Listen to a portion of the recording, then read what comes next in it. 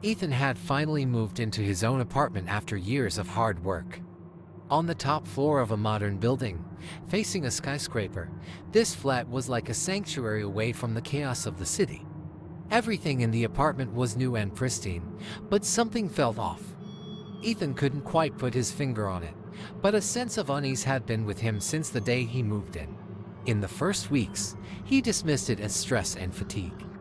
However, the strange disturbances during the night were harder to ignore. Despite closing his bedroom door every night, he would sometimes wake up to find it slightly ajar in the morning. It must be the wind, he told himself repeatedly, but deep down, he wasn't convinced. One night, in the deepest part of his sleep, a sharp screech jolted him awake. The sound was coming from outside his bedroom. Fumbling in the dark, he grabbed his phone and turned on the flashlight.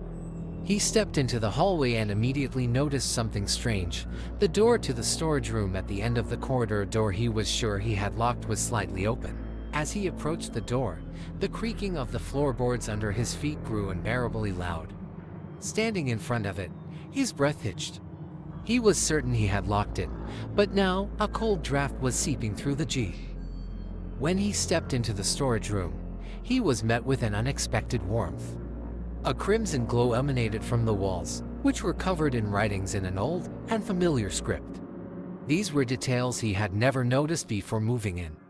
As he examined the room further, he found an old chest sitting on the floor.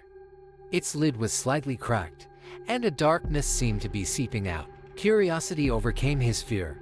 When he opened the chest, he found an ancient mirror inside. The mirror was shrouded in a dark haze, and Ethan's eyes were drawn to an inscription carved into its frame. "Do not look until the end." After scanning the room, he took the mirror and brought it to the living room, turning on the light. The mirror seemed to conceal something. He grabbed a cloth and began cleaning it. As the dust cleared, a dark figure began to emerge in the reflection. It moved closer to him, but Ethan froze. The figure's movements were confined to the mirror and did not appear anywhere else in the room. Suddenly, the mirror started to crack, and the figure vanished. That night, Ethan returned the mirror to the storage room, but the curse was far from over. Each night, whispers emanating from the mirror grew louder and clearer. One night, he woke to find his bedroom door wide open.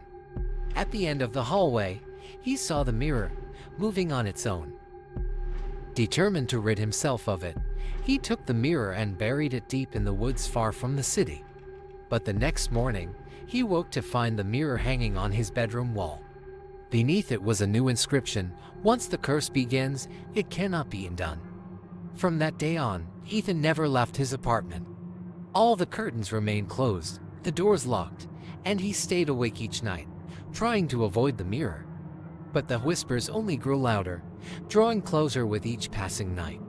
One night, unable to resist, Ethan sat in front of the mirror and stared into it until he disappeared into the darkness.